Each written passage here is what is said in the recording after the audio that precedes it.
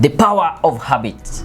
This is one of the greatest books that you can't go wrong if you want to study about habits, and it's a book written by Charles Duhigg.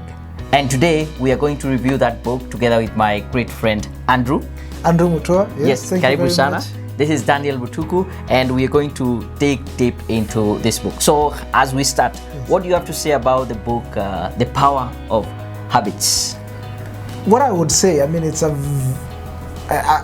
very important book to read about. Yes. Because if you think of your entire human experience, it's all governed by habits. Right. You wake up at a certain time, you prepare yourself, go to work 8 to 5, you'll be in the office. So we are basically a collection of habits. Yeah. And if the habits that we've adopted don't serve us, I think it's a high time we re-examine and see how we can develop habits that will benefit us going forward. That is great. There is a great quote here by Aristotle. I think we just mentioned as we were discussing as we start this. Yes. And it says that we are what we repeatedly do. And so excellence is not an act, but a habit. Correct. Right? Yes. So take us through, let's just take a look at the book. It has several sections, and there's the bit where it talks about the habit and the cycle, the habit cycle. Yes. Maybe you can tell us more about that. So what Charles Duhigg decided to do after he did numerous researches, he starts off by introducing us to this idea of a habit loop. Yeah. And one way to, if you're looking to change your habits, is you want to understand the elements that make up a habit. And a habit essentially consists of a cue or a trigger, which then leads you to a behavior or a routine that you then execute or act on to help you achieve a particular reward. Yeah. So think about it, we're just talking about the idea of when people know it's a Friday, what do they call it? They call it what? Members Day, or it's a Friday. That by itself is a cue that tells you psychologically it's time to go out there and have a drink. Yes. So that is basically the cue. Then the next thing is the routine, the act. What do? You take yourself to the club, to the pub, you go buy something or go out with it at home. Yes. So that is the behavior, or that is the routine that you do. Mm-hmm. And what is it that you're all trying to get out of all this? It's a reward that you're looking for, that is not necessarily the alcohol, not the drink, but there's a certain reward that you want to get, but you disguise it in that routine. Correct. Or that habit. Yeah. So that's essentially makes up a habit loop. The cue, which is the time of day, or the time of the week, which is a Friday, and it immediately tells you, oh, it's time for us to go partying. So you go and have a good time.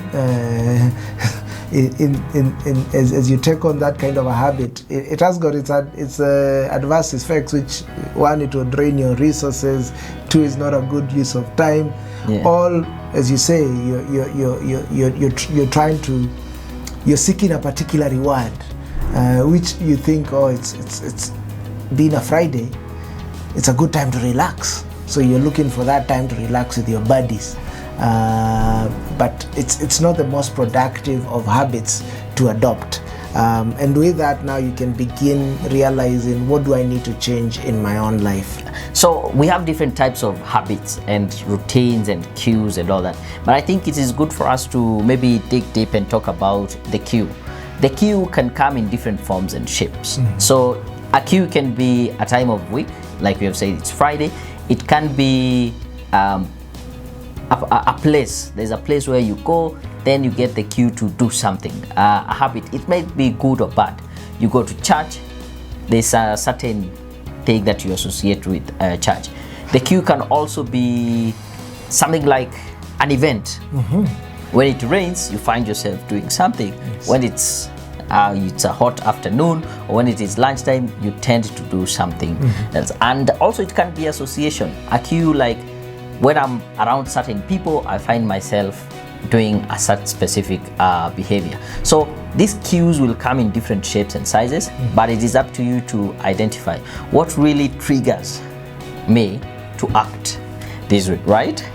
And there's something that we talk about, the reward the reward is not necessarily the habit or the routine is not necessarily what gives us the reward. There is a hidden kind of reward that we are looking for. Maybe you can take us through that. Yes, and this really calls for us to be a lot more conscious. I think we realize a lot of our lives is driven by circumstances that are outside of us, and we, in a sense, adopt them without questioning. Like we all know, on Sunday people should go to church. On Monday morning, 8 o'clock, we are all driving to our different work of places. That's why we all fill up the roads and cause traffic jams. Or on Monday, we just know it's a slow day. We have Monday blues, even if you didn't have anything that was draining you over the weekend. Correct. So we just know Monday blues. We don't do much. And that's what this book is about, you know, for you to begin reorienting your life in a fashion that then causes you to be more productive, to grow and follow through with your goals and aspirations or ambitions. You need to be more conscious, and is to start questioning yourself.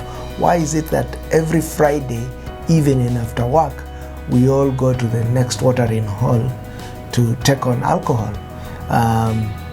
What are we trying to feel? What is that reward that we are pursuing? You might realize it's not just to get yourself drunk silly in the guise that that's the way to relax or to chill out. You might find there are other gratifying, rewarding experiences you might adopt, which are much better to help you grow in your life.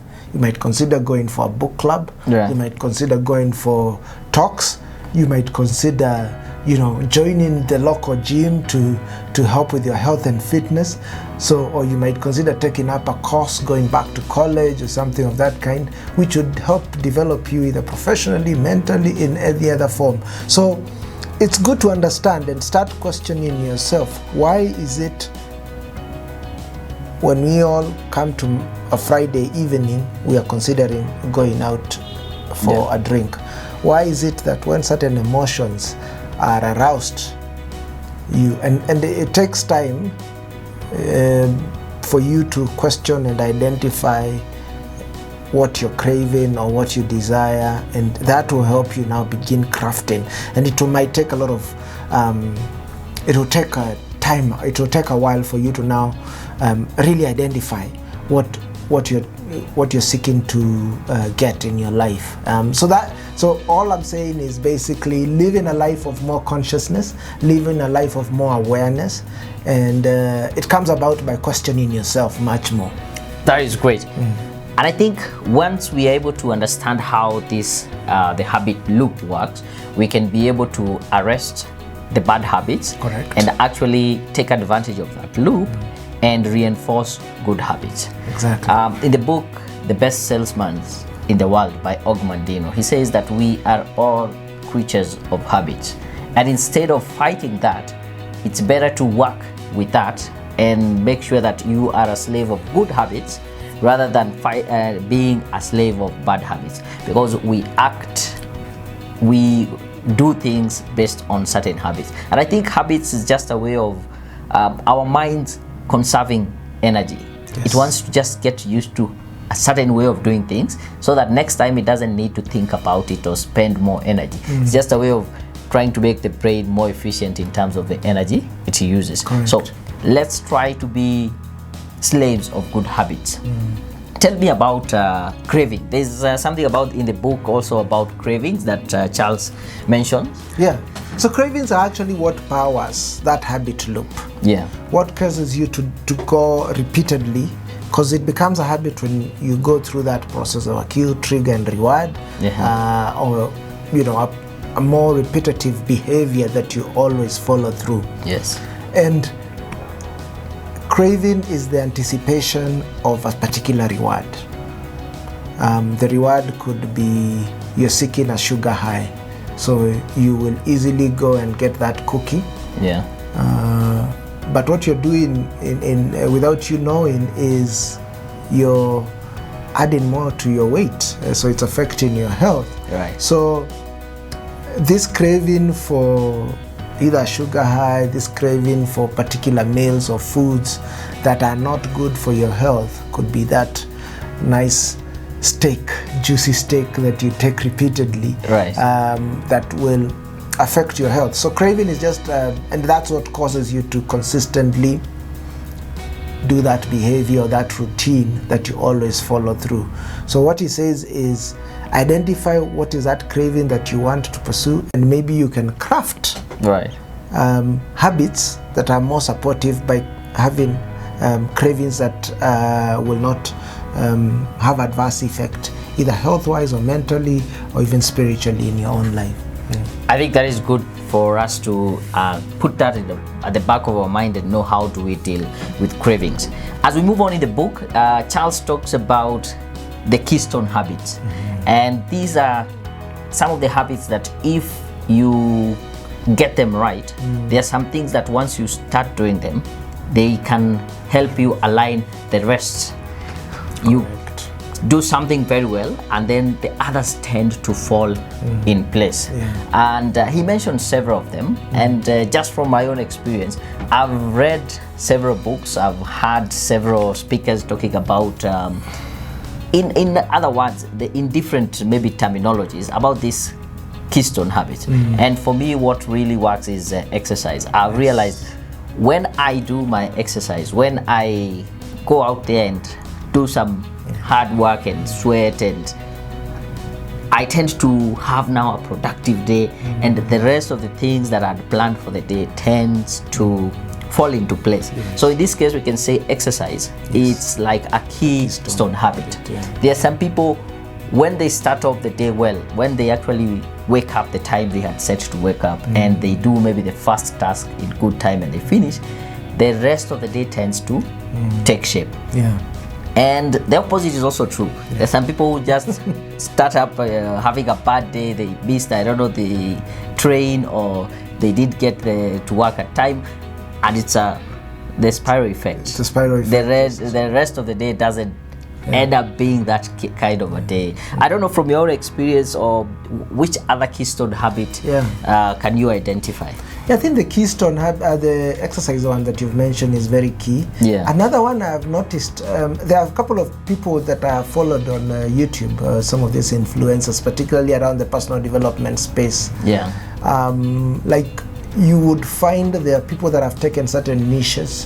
One was around financial freedom. And I noticed this one person who took on the idea of how she can be financially free, enabled her, in a sense, to mature in other habits. It helped her with her health, it helped her on her relationship, it helped her on growing herself mentally. So it was the one habit that had a ripple effect affecting other habits. As Charles Duhigg says, not all habits are the same. Some have the capability to initiate a chain reaction, which then affects you as a human being to be much more effective even in other aspects of your life.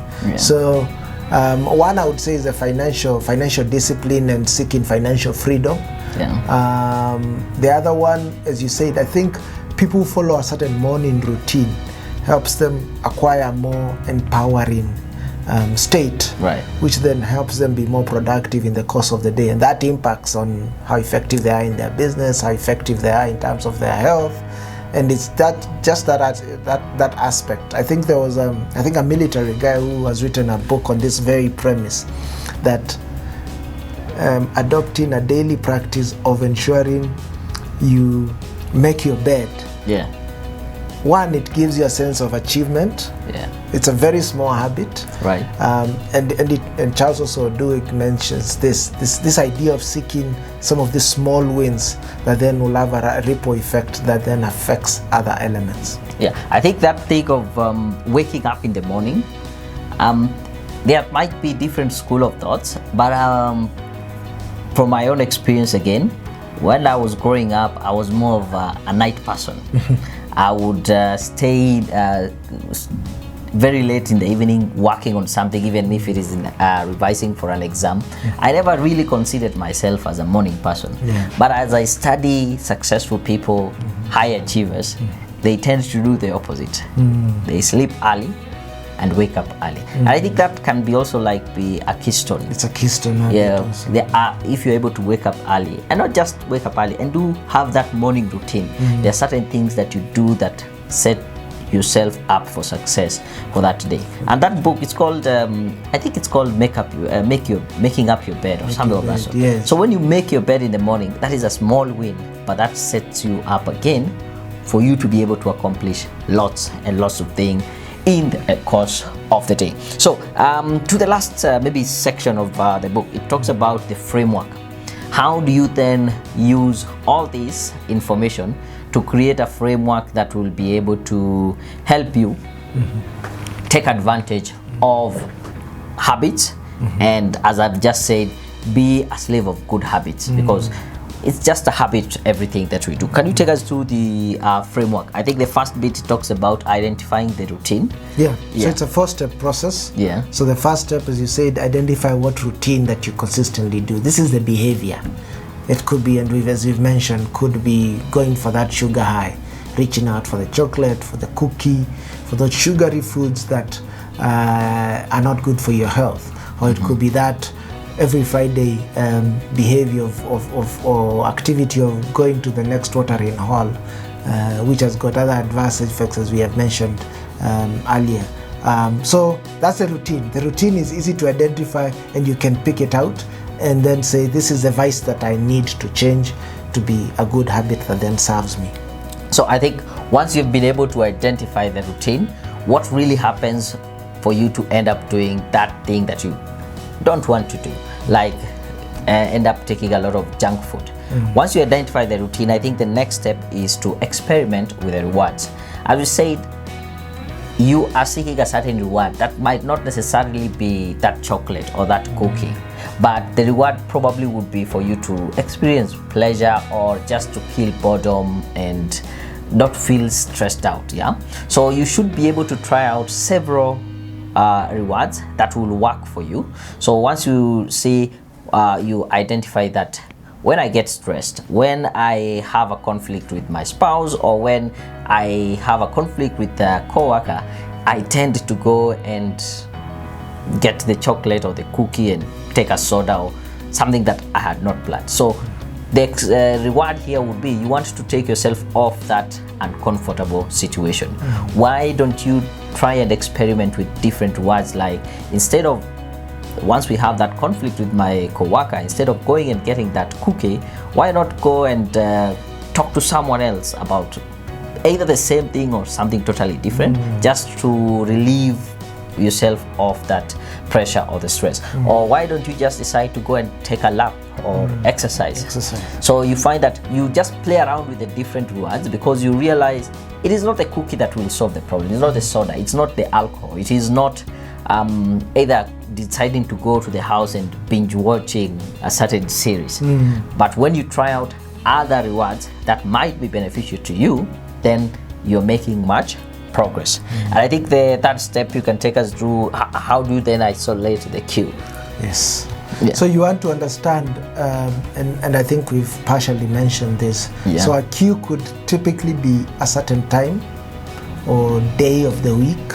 A cue could be a visual trigger. When you see certain things, it excites certain emotions. A cue could be an emotional state. Either you're bored, you're lonely, that kind of a thing. A cue could also be a series of actions or a sequence of emotions that, when they are triggered, they will likely lead you to do certain behaviors. So take time to ask yourself, when do you usually do this cue? Where are you usually doing this cue? Is it when you're in the office, when you're at home, when you're at a local pub, or when you're at a local mall or something? So try and identify the location, the time, the emotional state that you're in. Try and identify, is it when you're in a certain associations of certain people?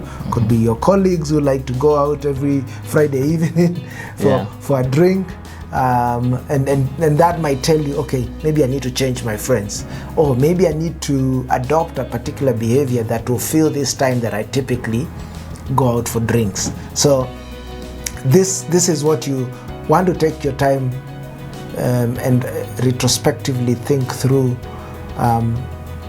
What are the aspects that environmental aspects that causes you to then do the behavior that you take? I think that is great. And finally, you need to have a plan. Once you have all this information, you need to have a plan. You cannot leave it to your memory, or just say, now that I know when I see this person, I tend to do this, I will avoid that. Yes, it's good to know and have it consciously in your mind, but you need to have a plan. And even better still, have a written plan.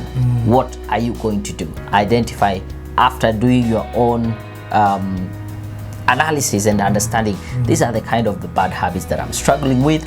These are the good habits that currently I have, and I would also want to add this and this. So having a plan well written out and executing the plan. I will tell you, the plan will not be the perfect plan from the word go, but once you have it down and you keep on changing until it fits your situation, then you will be on the road to success, rather than just saying, I know, I'll do something about it. You always need to go out there and act on a plan, review it, see what works, what doesn't, and hopefully with that you will end up being a slave of good habits rather than a slave of the bad habits that are not adding value to you. So as we finish up, anything you think we should be able to mention in regards to that book? I think what I would say at the very end with regards to the plan, over and above having it written, it's important, and we have mentioned this before in our past reviews, the idea of making decisions ahead of time. Right. You need to set a plan that if you say, instead of going Friday for drinks, you need to decide what activity is going to fill up that time. If you say, oh, okay, I think I need to change my health and fitness, so that means immediately sign up for a gym membership, right, and schedule yourself such that when that time comes, once you're through with work, you'll be driving not to the local watering hole, you'll be driving to your local gym, wherever it might be. So decide ahead of time, and even think of certain contingencies that might cause you. If for some reason you're late, what else can you do to fill that time in the event that you won't make it to your gym? Maybe then you'll have to decide, okay, I'll go to a coffee shop and read up a book. So have a book with you at hand, and ensure instead of driving to the bar, you're driving to a coffee shop or a library to go and read your book instead of joining your friends. So think ahead of time, make decisions, think of all the contingencies that will come about, and make sure that you've planned ahead on how you will act in the event of any of those scenarios. So I guess that's what I'll add based on that. I really like that point. Think ahead of time. I'll tell you without a doubt, if you say, I will not drink this Friday, then wait until Friday to ask yourself, now what do I do? You will end up going drinking. So think ahead of time. Don't wait until it gets to that end. That is when you're making the decision. Make the decision way right ahead of time. Thank you very much. I really appreciate. I would like to ask you, please subscribe to the channel. It's Daniel Mutuku, and press the bell button so that you can get to know each and every time we are releasing a new video. You'll be getting the notification. I also appreciate if you can be able to leave a comment. Have you found this session helpful? Which other book would you like us to review? What more comments, ideas? Maybe you have read the book The Power of Habits. What maybe something that you think it is important for us to mention? You can still put it in the comments below, and we'll be able to respond to each and every comment. Thank you very much, and see you next time.